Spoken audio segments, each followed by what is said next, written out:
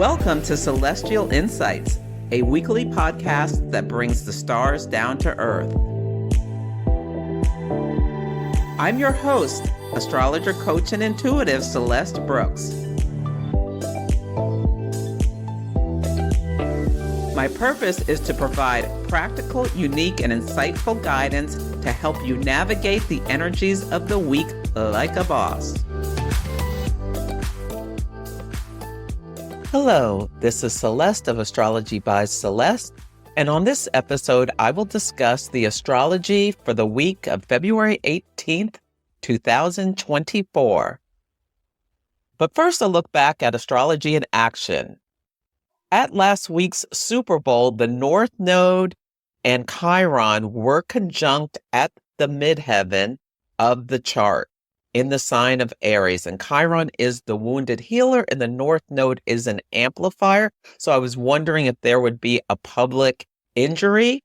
And I thought it might have something to do with ankles because Mercury was in Aquarius squaring Jupiter in Taurus, and they were both angular.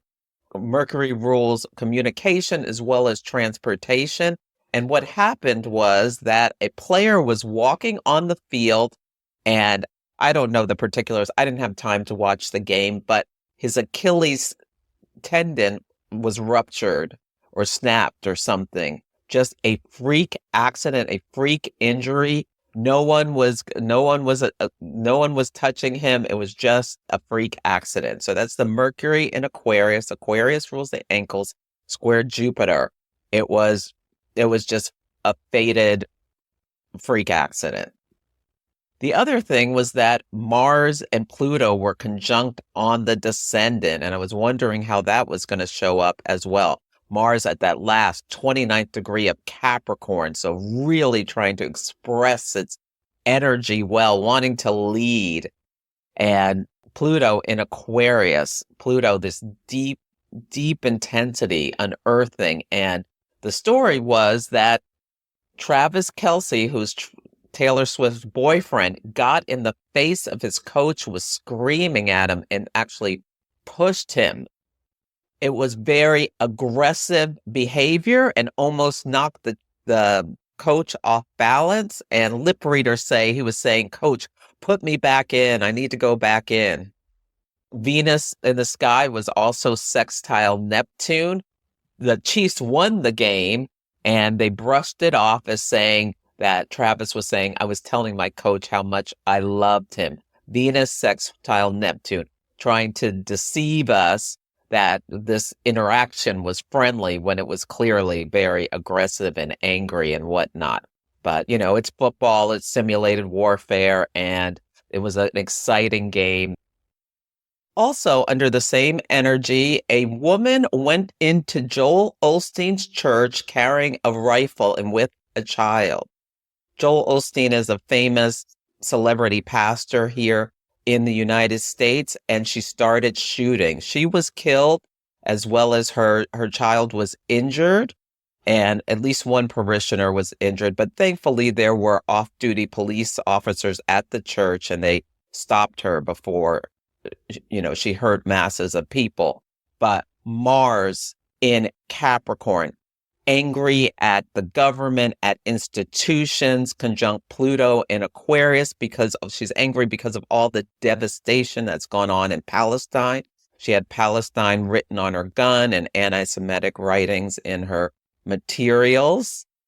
And she was willing to hurt people because of her anger about what was going on in the death and destruction impacting massive numbers of people. Venus, she was a woman, sextile Neptune. It was she was very emotional. It was about belief systems. Maybe she was mentally disturbed, all of these Neptunian things. And Mercury squared Jupiter. Jupiter rules religion. Mercury in Aquarius, her fixed thought processes on taking this shocking action.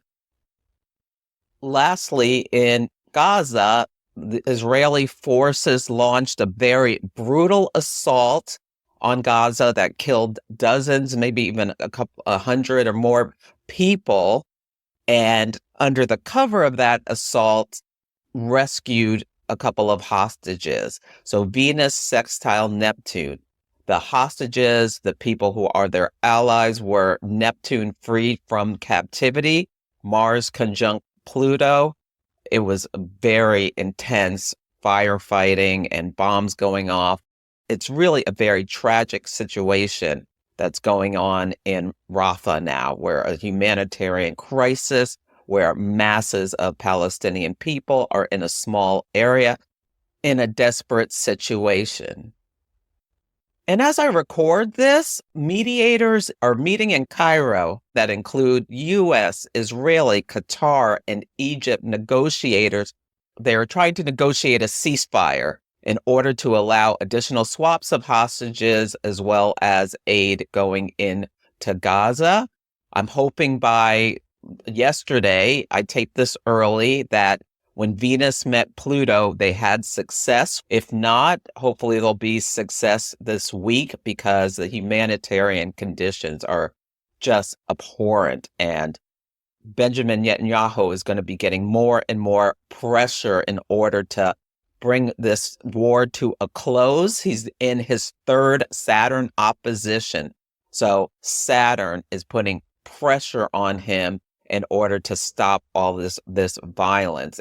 Mars and Pluto are on his progressed Mercury in that one Aquarius. And so he's got this fixed mindset. He's under intense pressure.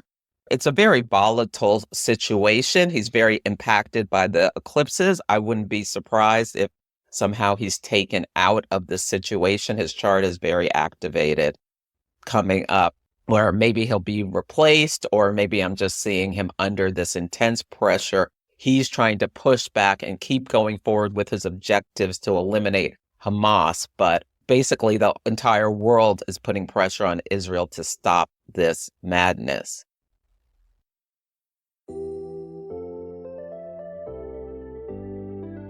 If you are interested in embarking on a journey of self-discovery through the lens of the moon, please consider joining me for my Moon Mastery course. I'm going to be teaching this 5-week program for Synchronicity University, and working with an organization of this scale has allowed me to only charge $5 a class. If you can afford more, please consider another option. In this class, you will learn everything about the natal, transit, and progress moon. And by the end, you will have a new perspective to make more conscious decisions, improve personal relationships, and achieve your goals in life. Class begins on Monday, March 4th. And if you miss a class, you can view the recording.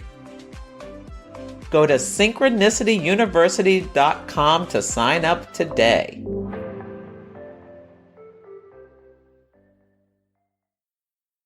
The theme of this week is creative alchemy.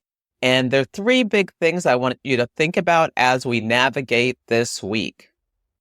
The first is that Pisces season begins today until March 19th. Pisces is mutable water energy. So the glyph is, the constellation looks like 2 fish swimming in opposite directions. So it's very fluid and flowing. It's the last sign of the zodiac. So there is always a sense of endings when we enter into Pisces season. It's a great time to release what no longer serves you. This sign's energy is compassionate and sympathetic, sacrificing, intuitive. Great time to treat yourself to a new oracle or tarot deck and pull a card every day about what you need to know for your highest good. The astrology new year starts as the sun enters Aries, so you can think about what you want to release behind before you start anew. This energy can be very idealistic and romantic and wanting to escape. So shadow energies are just procrastinating on things, or feeling overwhelmed, or escapist, or hypersensitive, or feeling misunderstood, or everyone's out to get you, or feeling Emotional overwhelm is a shadow of Pisces energy. So if you feel yourself getting overwhelmed, get grounded. You can sit in a chair, drop an anchor through the floor, and just do some breathing and ground yourself. Go out, rub your feet in the grass, hug a tree, whatever, to help keep yourself from getting lost in the emotion of it, as well as doing something charitable for someone else is a wonderful way to use Pisces energy. The next thing I want to make you aware of is that Venus, the planet of love, beauty, and harmony, will meet Mars, the planet of action, drive, and assertion, at 6 degrees of Aquarius on Wednesday. So if you have any planets or points around, let's say, give 3 degrees on either side, so 3 to 9 degrees, especially of Aquarius, but also the opposition would be Leo and the squares would be Taurus and Scorpio. You may notice something in your life in terms about the creative process. Venus and Mars coming together can be wonderful. They can bring excitement to your sexual relationships. It can be inspirational in terms of your creativity. Venus rules art. Aquarius is an air sign. Great time to journal, write poetry, that sort of thing. And Aquarius has a sense of brilliance. So when you bring the sun in Pisces, which is so creative and emotional, with Mars and Venus and Aquarius, this yang sign, I think people are going to be creating masterpieces.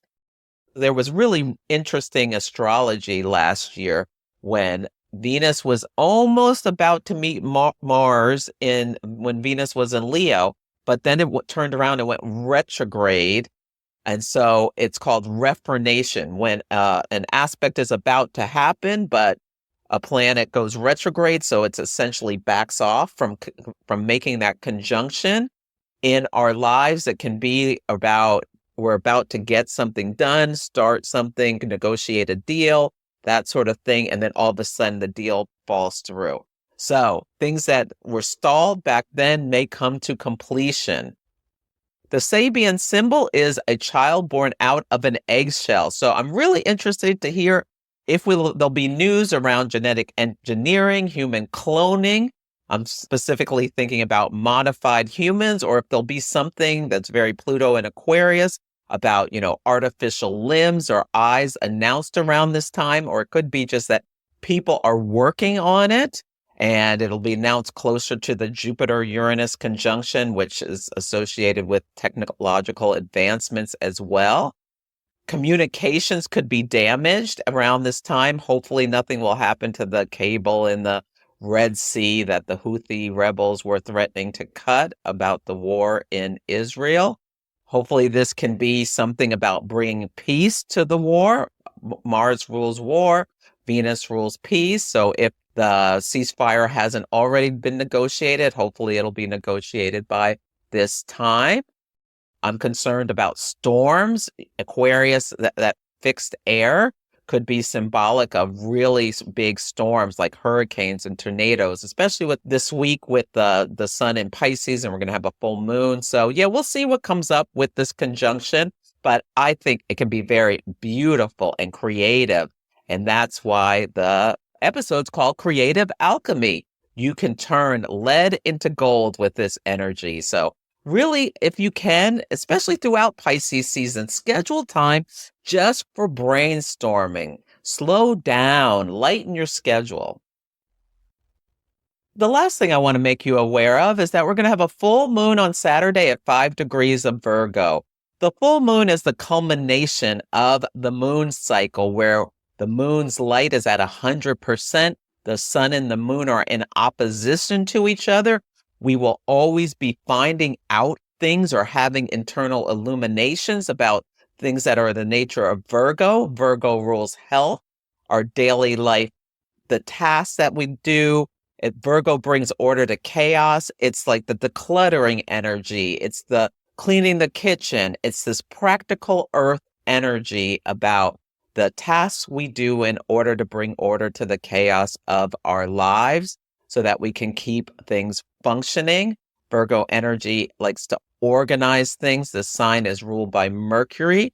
the planet of communication. It's an earth sign, but it's the airiest of the earth signs. The sun will be at 5 degrees of Pisces, so you can look and see where that is in your chart. The sun is lighting up things in your Pisces house of your chart. The tarot card correspondence is the 8 of Cups, and that card speaks to moving away from things, walking away from things that are no longer serving you, but there's a sense of nostalgia, like there's a sense of loss, but you know it's the best thing to do. The astrology correspondence to the tarot card is Saturn and Pisces. So there can be like emotionally feeling a bit down with this energy. The Sabian symbol is a parade of army officers in full dress. So I'm hoping this is not something about an increase in hostilities in the Middle East or somewhere else in the world. But notice if you see officers in their dress uniforms in the collective, on TV, whatever. If it comes up to your conscious attention around this full moon, the moon will be at 5 degrees of Virgo. That's the 8 of Pentacles card. And the 8 of Pentacles is about diligence. Expertise comes when you do the same task over and over again. You build this muscle that helps you perfect things. The sun in Virgo is the astrology correspondence to this tarot card. It's a card of mastery and attention to detail. The Sabian symbol is a merry-go-round. Bringing these two together, I feel like this is a call to stop repeating cycles that are unnecessary. When we do the same thing over and over again, expecting a different result, that's called insanity. So can you walk away from things that cause you mental stress or diminish your health? Habits that are hard to break can maybe something you want to work on at this time, or excessive pleasure-seeking behavior. This is somewhat of a somber full moon because the sun is moving towards its annual conjunction with Saturn and the moon is opposite Saturn. So you may feel a little bit weighed down or emotional. It's a great time to get up and go for a walk or get some exercise. Just even get up and dance if you're feeling down. Pisces rules music and dance. The new moon of this gestational lunar cycle began on August 27th, 2022, when the sun and the moon were both at 4 degrees of Virgo. So look back in your notes. Did anything start at that time that had a pivot point at the first quarter moon 9 months later, when the sun was in Gemini, the moon in Virgo on May 27th of 2023? They were both at 6 degrees of their respective signs. On Saturday, we have the full moon where sun is in Pisces, moon is in Virgo, both at 5 degrees. What is illuminated? Is there something that happened that was seeded back in August of 2022 that had a pivot point? I'd suggest looking at 2 weeks on either side and seeing if there's some story related to Virgo or the Virgo house in your natal chart. The last quarter moon 9 months from now will be with the sun in Sagittarius, the moon in Virgo, both at 1 degree on November 22nd, 2024. If you are embarking on a new journey, experiencing a major life event, feeling stuck, trying to make a difficult decision, or just looking to make positive changes, astrology can provide life-changing insights. There are several ways to work with me. You can come for a 30, 60, or 90-minute astrology consultation depending on your needs. Ask me a burning question and I'll record a video for you. Engage in longer-term cosmic success coaching where we work together on a 3-month basis to help you overcome blocks, improve your life satisfaction, build better relationships, accomplish your career goals, and understand yourself better using the tool of astrology. Or mystic mentoring if you're an aspiring astrologer and want help with chart analysis techniques. Go to astrologybyceleste.com to check out my offerings. If you have any questions, you can email me at celeste@astrologybyceleste.com. On Sunday, the word of the day is compadre. We start the week with the moon in Gemini. Gemini is mutable air energy. It's Aquarius season, the last day of Aquarius season. And this is a great time to do something with friends. Call them on the phone, go out for brunch, that sort of thing. The moon will enter the sign of Cancer at 7:24 p.m. Pacific time. Cancer moons are times to practice self-care. Take a bath. It's a water sign. The moon is at home in this sign, and your emotions may run freely. If you're out, notice if when the moon shifts from Gemini into Cancer, that people get quiet. That can be something that you notice. The sun will enter Pisces at 8:12 p.m. Pacific time. This dreamy, watery sign is beautiful, and it calls for us to relax and go within. On Monday, the word of the day is realization. This is the day that Chiron, the wounded healer, will be conjunct the North Node in Aries at 16 degrees. So I'll be really interested to see what happens on this day or leading up to this day. It's a culmination of the cycle.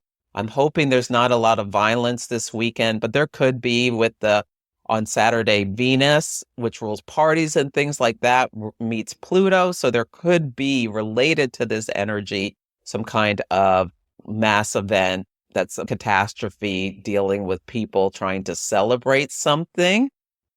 You may notice some things may come to your conscious attention that need to be healed, or you could feel very tender, especially if you have anything within, I would even give 10 to 20 degrees of Aries. There may be some healing that needs to happen or some emotional realizations that you come to your conscious attention. And the Chiron, the wounded healer, has to do with our wounds from when we are a child. So just pay attention, and I recommend journaling. On Tuesday, the word of the day is comfort. We're going to have a gibbous moon at 16 degrees of Cancer at 2:46 a.m. Pacific time. The gibbous moon, the moon looks pregnant with possibilities.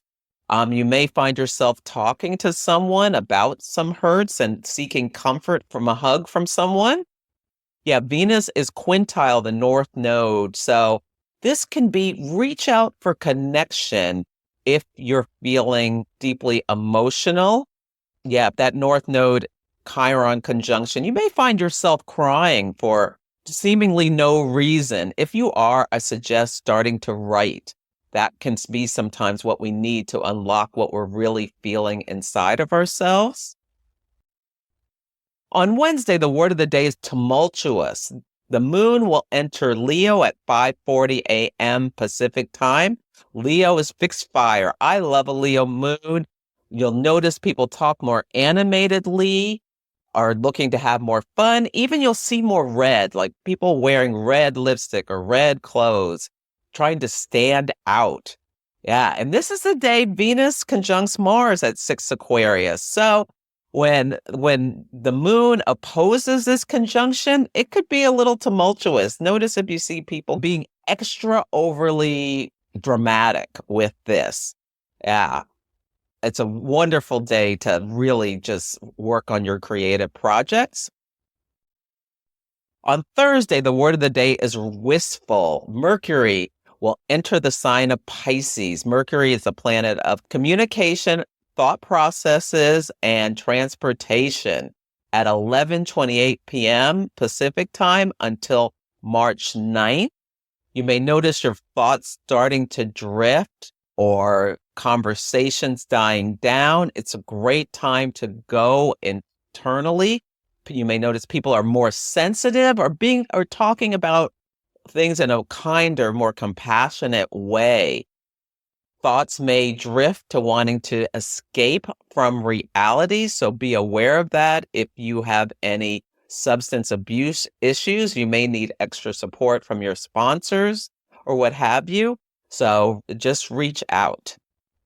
Also, try to pay closer attention while you're driving or walking because distraction can lead to little accidents. On Friday, the word of the day is dreamwork. Now that both the Sun and Mercury are in Pisces, really pay attention to your dreams. Consider writing them down on a dream journal. The moon will enter the sign of Virgo at 5:37 p.m. Pacific time. Virgo is the chopwood carry water energy of the zodiac, where we can do the tasks that we don't necessarily like to do, but with more ease. Your thoughts may be going towards your health and daily life practices, routines, and rituals. On Saturday, the word of the day is release. It's the day of the full moon at 4:30 a.m. at 5 Virgo.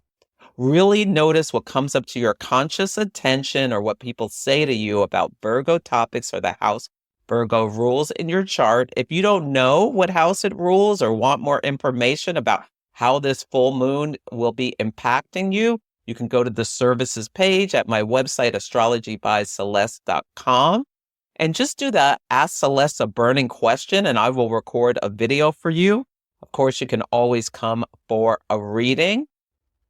On this day, Venus in Aquarius will square Jupiter in Taurus. So there may be a real drive for pleasure, or this is a day to put your credit card away, because Venus and Jupiter, when they square, the benefic square, we can tend to overdo things. Or maybe the full moon will just help you realize how much you overdo things.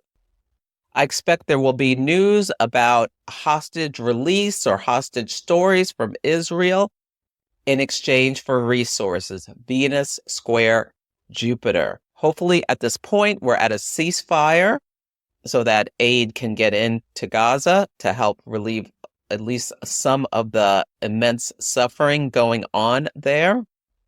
It's a great day for you to, if you feel called, do something to ease the suffering for others, whether they are in your local community, your family, or somewhere around the world. It's a great thing to do with the sun in Pisces and the moon in Virgo.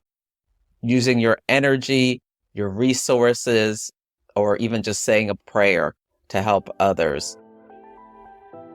So that's it for this week's episode. Feel free to email me at celeste@astrologybyceleste.com with any astrology and action stories, or let me know how the daily themes are playing out for you.